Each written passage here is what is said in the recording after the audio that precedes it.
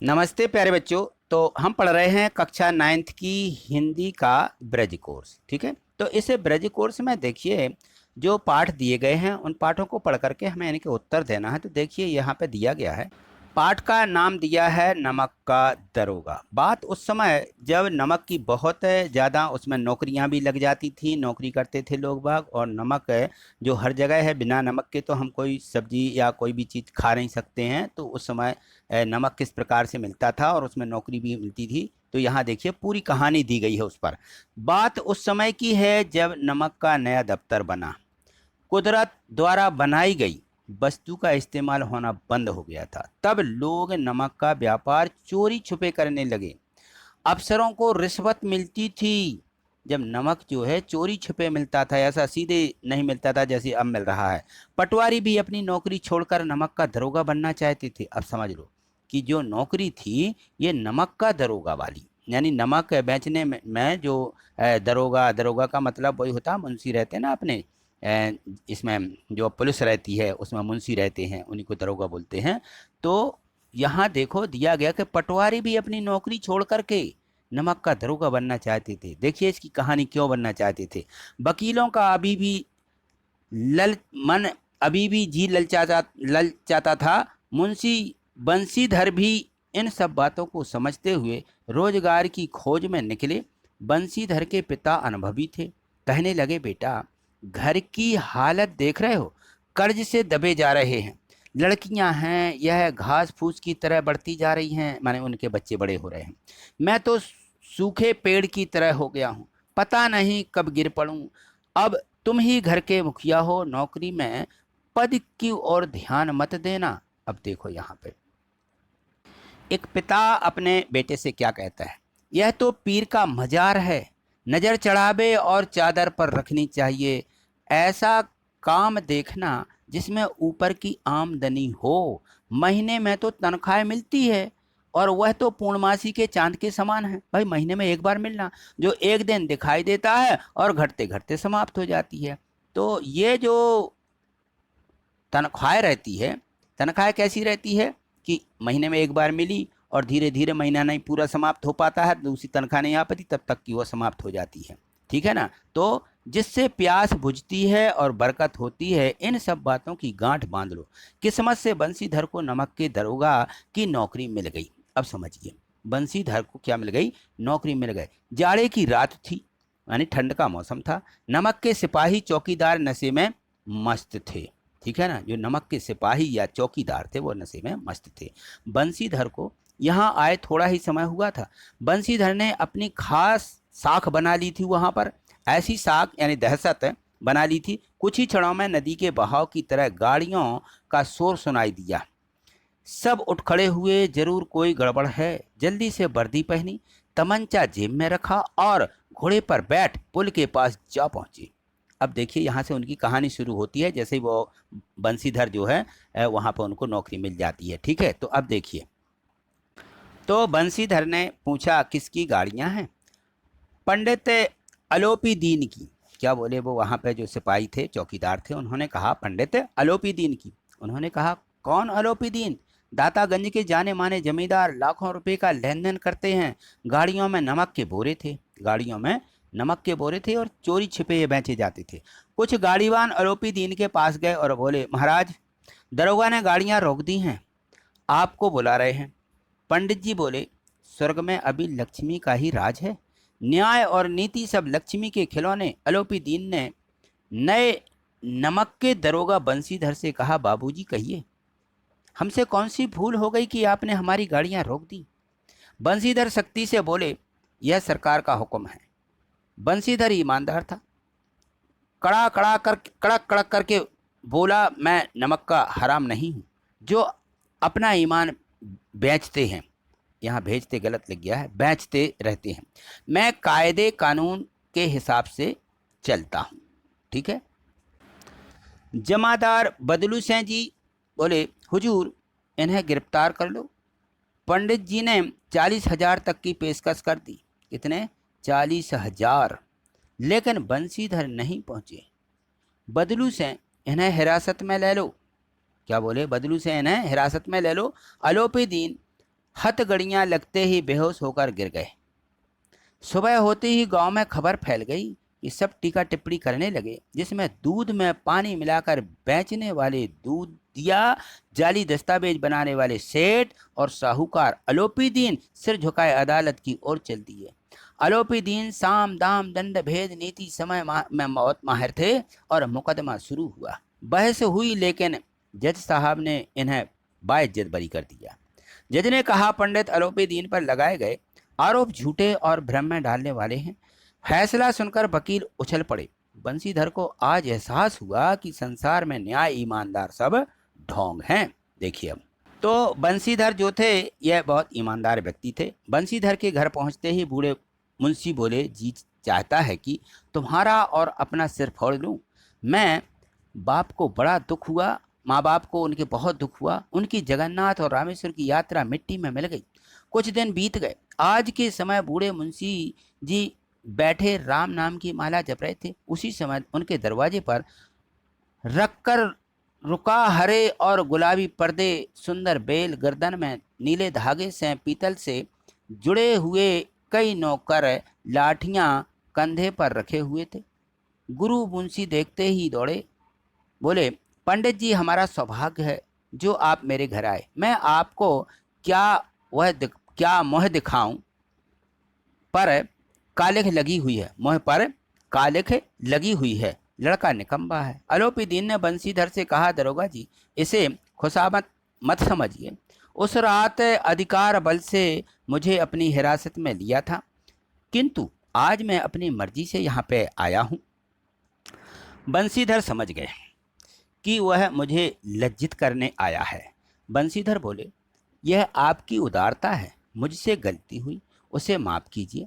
मैं सत्य, ईमानदार और धर्म से जकड़ा हुआ था। आलोपीदीन ने एक मोहर लगा हुआ दस्तावेज निकाला और उसे बंसीधर के सामने रखकर बोले, इस पद को स्वीकार कीजिए और हस्ताक्षर कीजिए। जब तक हस्ताक्षर नहीं करेंगे मैं आपके घर से नहीं जाऊंगा। पंडित जी ने अपनी सारी जायदाद की देखभाल के लिए उन्हें हमेशा के लिए नियुक्त कर दिया। अब बताइए, उन्हीं आलोपीदीन पंडित जी ने इनको अपनी नौकरी पर रख लिया। आलोपीदीन ने कलमदान से कलम निकाली और हस्ताक्षर करने को कहा। पंडित जी बोले, ईश्वर तुम्हें हमेशा वही नदी के किनारे वाला गुस्सैल धर्म की रक्षा करने वाला और कठोर दरोगा ही बनाए रखें। कांपते हाथों से उसने कागज पर हस्ताक्षर कर दिए। आलोपीदीन ने खुशी से बंसीधर को गले से लगा लिया। ये थी नमक के दरोगा की कहानी। ठीक, चलिए इनके प्रश्नों को देखते हैं। यहाँ देखिए कारपत्रक एक जो दिया गया है, सबसे पहले इसमें यही दिया है कि सुरतलेख यानी शिक्षक द्वारा बोले गए शब्दों को लिखना है। तो इसमें जो कठिन शब्द आए हैं इस प्रकार से आप इन शब्दों को लिख लेंगे। व्यापार, बंसीधर, तनख्वाह, कड़कड़ाकर, हिरासत, दस्तावेज, जगन्नाथ, निकम्मा, कलमदान, मुकदमा, ये थोड़े से शब्द हैं जो कि कठिन भी हैं और अपन से कहीं कहीं पे इनमें गलती भी हो जाती है। तो ये हमें एक दो बार इनको पढ़ लेना है। ठीक है, चलिए आगे जो कारपत्रक 2 दिया है इसको देखिए। यहाँ लिखा है कि रेखांकित वाक्यांशों के स्थान पर उचित मुहावरों का प्रयोग करके वाक्यों को पुनः लिखिए। हमें वाक्य को फिर से लिखना है। तो यहाँ देखिए क्या दिया गया है कि इनमें रेखांकित यानी एक नीचे अंडरलाइन देखिए यहाँ पे कर दी गई है। रेखांकित का मतलब है नीचे लाइन खींच दी गई है और इन मुहावरों का प्रयोग करना है और उनको पुनः लिखना है। ये कि मुहावरा बना हुआ है। इस मुहावरे में नीचे देखो, मौके पर मना कर दिया, ये कि मुहावरा है। और यहाँ नीचे दूसरा उसका अर्थ दिया गया है, उस अर्थ का हमें मुहावरा बनाना है। तो देखिए यहाँ पे दिया है कि जब मैंने रिया से घड़ी मांगी तो उसने ऐन मौके पर मना कर दिया। ऐन मौके पर मना करना, इसका अर्थ क्या होगा? तो ये देखिए, तो ऐन मौके पर मना कर देना माने अंगूठा दिखाना, अंगूठा दिखा देना, मना कर देना। तो अंगूठा दिखाने का हमें क्या बनाना है? इसमें वाक्य बनाना है और फिर से लिख देना है। देखिए उसी को ज्यों का त्यों लिखना है। जब मैंने रिया से घड़ी मांगी तो उसने अंगूठा दिखा दिया। ठीक है, तो ये 2 वाक्य बन गए। पहला वाक्य बना था ऐन मौके पर मना कर देना माने अंगूठा दिखा देना, तो दोनों के ये वाक्य हो जाएंगे। इस प्रकार से बनाना। चलिए आगे देखिए। यहाँ देखिए, तुम समझदार बनो। साधारण बात को बढ़ा चढ़ा कर कहना अच्छा नहीं है। बढ़ा चढ़ाकर कहना, तो बढ़ा चढ़ाकर हम कोई बात करते हैं तो बढ़ा चढ़ाकर कहना, तो बढ़ा चढ़ाकर कहना यानी तिल का ताड़ राई का पहाड़ वाली कहावत है ना, तो उसको बोलते हैं, तो इसका आ जाएगा तिल का ताड़ बनाना, बढ़ा चढ़ाकर कहना। ठीक है ना, ये उसका अर्थ होता है। तो अब हमें इस पर से वाक्य इसी को बिल्कुल दोहराते हुए ज्यों का त्यों बनाना है। तो देखिए, तुम समझदार बनो, साधारण बात को तिल का ताड़ बनाना अच्छा नहीं है। बस ये उसका अर्थ है और इसका ये वाक्य हो जाएगा। चलिए तीसरा देखिए, इसमें दिया है हमारी अध्यापिका बिना सोचे विचारे किसी पर भी विश्वास कर लेती हैं। बिना सोचे विचारे कोई भी काम बिना सोचे विचारे करना यानी उसको बोलते हैं आंख बंद करके। ठीक है ना, तो आंख मूंद करके विश्वास करना, देखिए ये दिया गया है खा में, आंख मूंद कर विश्वास करना, उसको बोलते हैं बिना सोचे विचारे। ठीक है, तो अब यहाँ क्या हो जाएगा, इसका वाक्य हो जाएगा हमारी अध्यापिका आंख मूंद कर किसी पर विश्वास कर लेती हैं। आंख मूंद कर यानी बिना सोचे विचारे, ये उसका वाक्य हो जाएगा। चलिए आगे देखिए, यहाँ देखिए कारपत्रक 3 दिया गया है। इसमें दिया है कि निम्नलिखित पंक्तियों को ध्यान से पढ़िए और नीचे दिए गए प्रश्नों के उत्तर लिखिए। तो जो हमने अभी नमक का दरोगा पाठ पढ़ा था उसमें मुंशी प्रेमचंद जी का ये पाठ है, तो उसमें जो दिया गया है उनके कुछ शब्द यहाँ पे लिए गए हैं, कुछ पंक्तियाँ उसमें से ली गई हैं, उनके फिर हमें प्रश्नों के उत्तर भी इसी में से देना है। तो देखिए यहाँ पे दिया है कि नौकरी में ओहदे की ओर ध्यान मत देना, यह तो पीर का मजार है। नजर चादर और चढ़ावे पर रखनी चाहिए। ऐसा काम ढूंढना जहां कुछ ऊपरी आय हो। मासिक वेतन तो पूर्णमासी का चांद है जो एक दिन दिखाई देता है और घटते घटते लुप्त हो जाता है।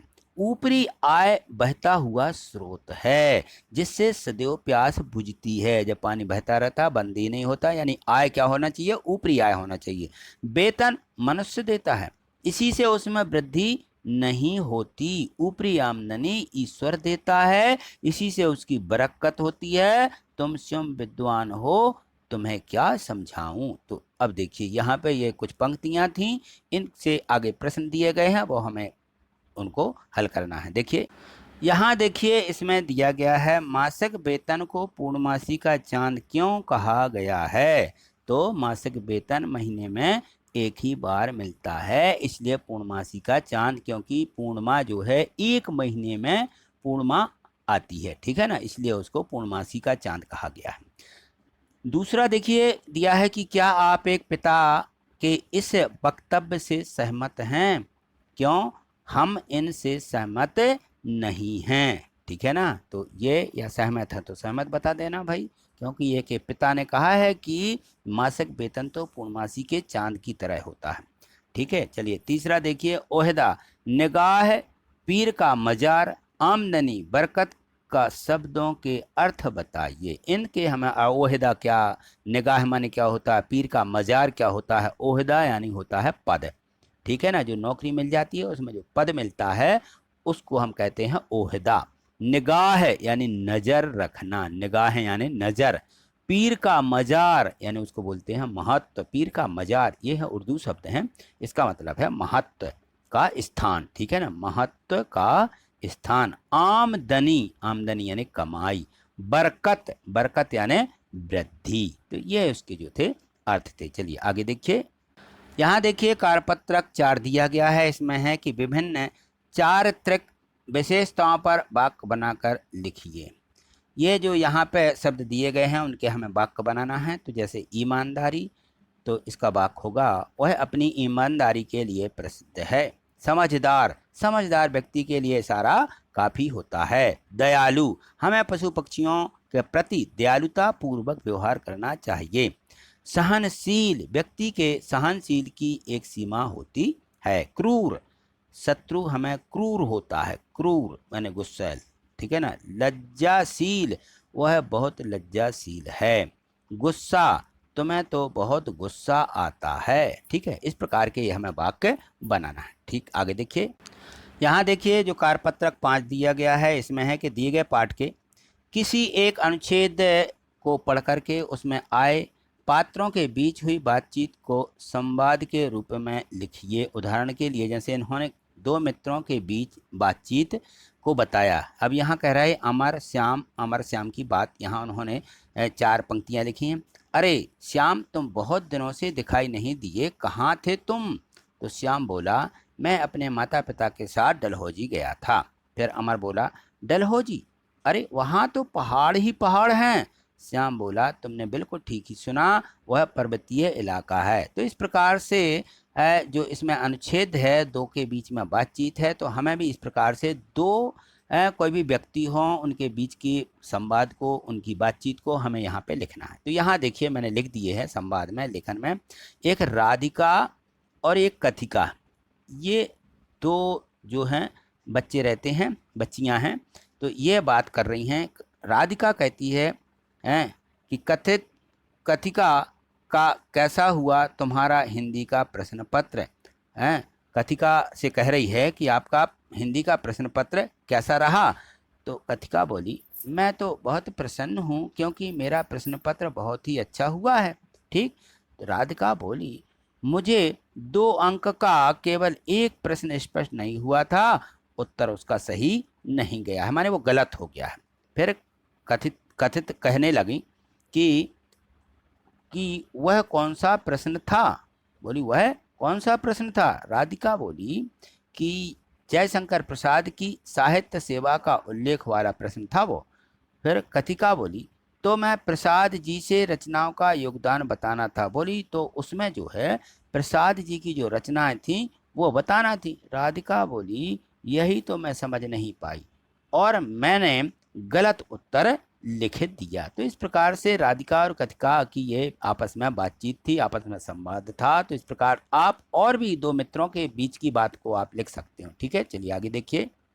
यहाँ देखिए कारपत्रक 6 दिया गया है और इसमें है कि अपने पिताजी एवं माताजी की विशेषताएं लिखिए। अब आपके अपने पिताजी के बारे में लिखना है और अपनी माताजी के बारे में लिखना है। ठीक है, तो जैसे मैंने एक नमूने के लिए, एक आपको समझदारी के लिए कि किस प्रकार से लिखना है, मैंने यहाँ पे लिख दिया है। जैसे पिताजी की विशेषताएं लिखें तो किस प्रकार से, मेरे पिताजी बहुत ईमानदार हैं, सत्यवादी हैं, कर्तव्यशील हैं, सहनशील, दयालु। मेरे पिताजी एक सच्चे समाज सेवक भी हैं। तो इस प्रकार से पिताजी के बारे में और अच्छाइयाँ लिख सकते हो। अब यहाँ देखिए नीचे माताजी की विशेषताएं, वो सत्यवादी हैं, सहनशील हैं, भोजन बहुत अच्छा बनाती हैं, कहना चाहिए। ठीक है ना। वो एक क्या है, टीचर भी है। मेरी माँ रूढ़िवादी विचारधारा में विश्वास नहीं करती हैं। तो इस प्रकार के वाक्य शब्द जो हैं आप वहाँ लिख सकते हो। ठीक है, तो आज इतना ही। आगे जो इसको और भी पार्ट दिए गए हैं वो अगली वीडियो के माध्यम से देखेंगे।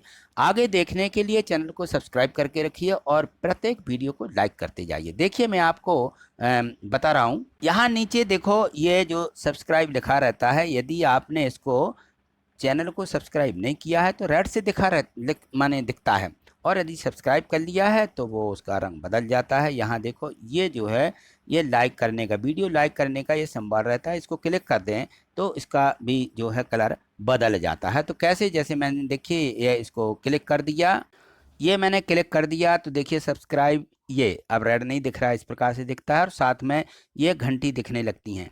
तो घंटी को यदि आप क्लिक कर देते हैं तो इसका मतलब है कि आपके पास नोटिफिकेशन, जैसे वीडियो अपलोड होती है तो आपको सबसे पहले दिखने लगेगी, सर्च करने की आवश्यकता नहीं रहती है। नहीं तो आप वीडियो को फिर सर्च करो तब मिलती है, और ऐसे में यदि हमने बेल आइकन नोटिफिकेशन घंटी को क्लिक कर लिया तो फिर आपके पास नोटिफिकेशन एक सूचना मिल जाती है। और यदि मान लो आपने वीडियो को लाइक किया है तो देखिए इस प्रकार से ये चिन्ह दिखने लगता है ब्लैक सा। ठीक है, तो ठीक, थैंक यू, धन्यवाद।